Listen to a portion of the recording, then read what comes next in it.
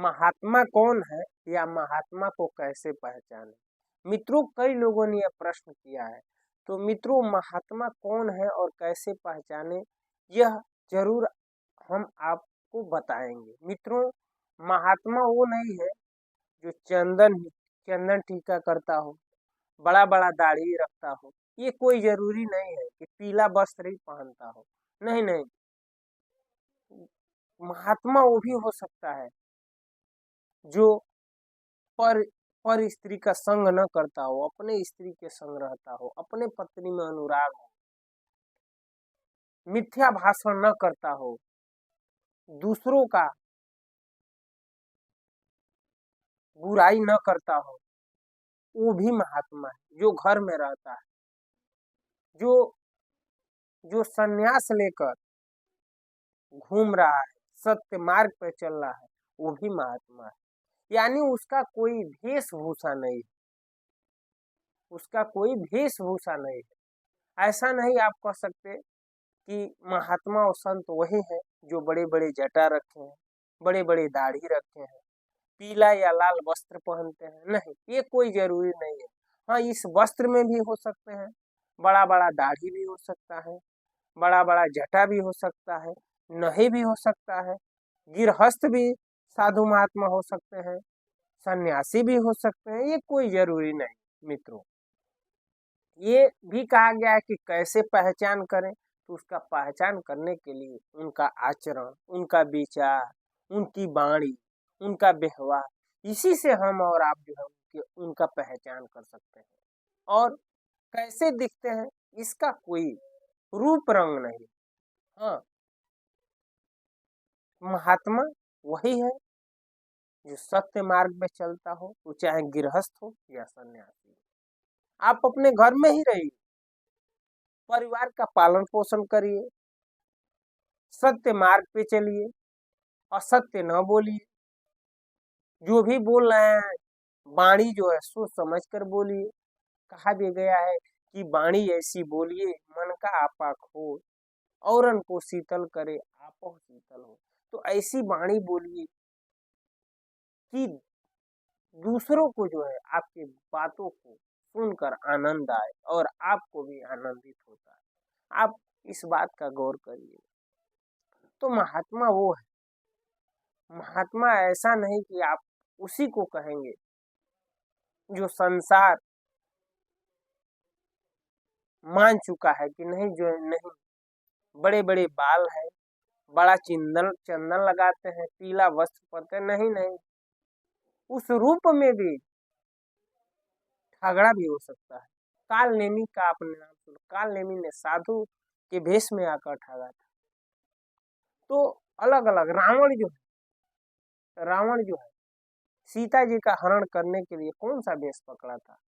साधु का भेष पकड़ा था और ठग कर चला गया। तो भेष भूषा पे मन जाएगी। वहां आपने अहिल्या जी की कथा सुनी होगी। अहिल्या अपने कुटिया में थी और उनका पति जो है गौतम मुनि बाहर गए थे, लेकिन उन्हीं का भेष पकड़ कर, यानी वो साधु भेष ही पकड़ कर आया और ठग कर चला गया। तो यानी कहने का मतलब है कि साधु का कोई भेष नहीं है। आप उसके पहनावे पे मन जाइए, उसके कर्मों पे जाइए, उसकी वाणी को देखिए, उसके विचार है। कभी कभी ठगड़े भी मधुर वचन बोलते हैं, तो तुरंत केवल वचन सुनकर भी आप प्रभावित न हो, उसकी हरकत सोचिए, देखिए क्या कर रहा है, उसकी मानसिकता क्या है, उसका लक्ष्य क्या है। आप जो है ऐसे उसे जज नहीं कर सकते। आपने प्रश्न अच्छा किया है कि कैसे, आखिर कैसे समझा जाए कि साधु है। तो जब साधु होता है ना, वो दूसरों पर परोपकार करता है। वह जो है जैसे सूर्य है ना, तो सूर्य ये नहीं देखता कि गरीब के घर हमें उजाला करना है या अमीर के घर या साधु का घर या जो है अधर्मी के घर। वह जो है सूर्य प्रकाशित होता है ना, तो सबके घर उजाला कर देता है। उसी तरह साधु और महात्मा होते हैं, वो किसी से ईर्ष्या नहीं करते, ना किसी से द्वेष रखते हैं। वह जो है सबसे जो है समभाव रखते हैं और निष्काम भाव से अपना कर्म करते हैं। वह ना किसी से ज्यादा प्रेम करते हैं और ना किसी से ज्यादा नफरत ही करते हैं। वह जो है साधु महात्मा समय आने पे कभी कभी आपको मीठी भी वाणी बोलेंगे और कभी कभी जो है कभी कठोर वाणी से भी आपको समझाने का प्रयास करेंगे। ऐसा नहीं कि आप जो है केवल मीठे वचन में ही फंस जाए। हाँ, उन मीठी वाणी के पीछे राज को समझना, यही संत और महात्मा का जो है।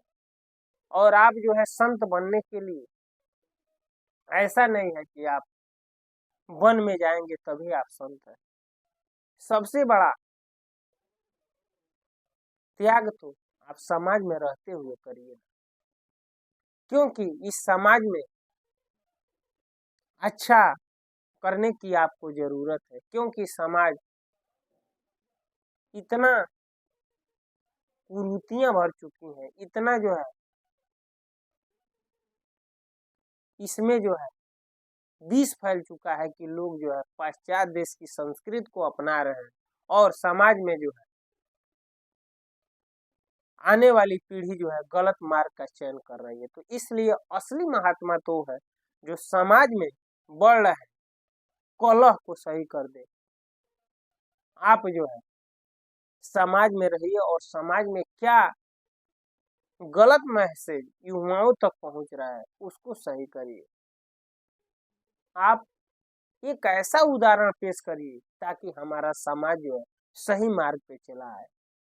मित्रों, देखने को ये भी मिलता है समाज में कि लोग छोटी छोटी एक एक इंची जमीन के लिए जो है तलवारें निकल आती हैं, भाई भाई का गला काट देता है। ये क्यों हो रहा है? क्योंकि हमारे समाज में जो सत्संग नहीं मिल रहा है और अच्छा ज्ञान नहीं मिल रहा है। और मिल रहा है कौन सा ज्ञान? पाश्चात्य देश का, जो हमारे लिए जो है एक बड़ा विषैला बीमारी के समान है। हमें जो है अपने ग्रंथों को नहीं पढ़ते, अपने जो है शास्त्रों को नहीं पढ़ते, लेकिन यही अपने ही ग्रंथों को जो है विदेशों में लोग जो है पढ़ पढ़ के अच्छा हो रहा है। आप ऑस्ट्रेलिया में जाइए, वहां देखिए, वहां के लोग शाम को 6 बजे तक भोजन कर लेते हैं और 7 या 8 बजे तक सो जाते हैं और फिर जो है सुबह ब्रह्म मुहूर्त में उठ जाते हैं। वहाँ की सारी ऑफिसें 7 बजे 8 बजे तक खुल जाती हैं और 4 बजे तक बंद हो जाती हैं। ये सब हमारे ही देश की संस्कृति थी, लेकिन अब लोगों ने विदेशों में अपना लिया है और हम वहाँ का संस्कृति अपने वहाँ अपना रहे हैं और इसलिए जो है पीछे जा रहे हैं। लेकिन मित्रों, इससे बचना होगा। हमें हर एक व्यक्ति को साधु बनना होगा। साधु का मतलब ये नहीं है कि वो बड़ा बड़ा जाटा ही रख ले, बड़ा बड़ा दाढ़ी ही रख ले, बड़ा बड़ा चंदन रख ले। वो अपने दायित्वों को, जो उसे दायित्व मिला है समाज में, उसको निभाए, वही सच्चा साधु है, वही सच्चा महात्मा है। मित्रों, अगर आप पिता है तो पिता का दायित्व क्या होता है उसे निभाइए। अगर आप पुत्र हैं तो पुत्र का, एक सच्चे पुत्र का क्या दायित्व है उसे निभाइए। आप एक सच्चे भाई हैं तो भाई का जो फर्ज निभाइए। जैसे उदाहरण के तौर पे रामचरितमानस, रामायण को पढ़िए। श्री रामचंद्र जी ने, वो तो स्वयं परमात्मा है, लेकिन मानव को सीख देने के लिए एक पिता की आज्ञा पाकर जो है पुत्र को क्या करना चाहिए। भरत जी से यह सीख ले कि एक भाई के लिए भाई को क्या करना चाहिए। मित्रों, ये सब जो है, ये सब साधु का लक्षण है और साधु सच्चा वही है जो अपने हर फर्ज को हर दायित्व को धर्म पूर्वक यानी सत्य पूर्वक निभाए, वही सबसे बड़ा साधु है और वही सबसे बड़ा महात्मा। मित्रों, उम्मीद करता हूँ ये वीडियो अच्छा लगा होगा। अच्छा लगा होगा तो कमेंट में जरूर बताइएगा कि आपको क्या अच्छा लगा। आज इस वीडियो में इतना ही, अगले वीडियो में फिर मिलते हैं, तब तक के लिए हरे कृष्णा, राम राम जी, नमस्कार, प्रणाम।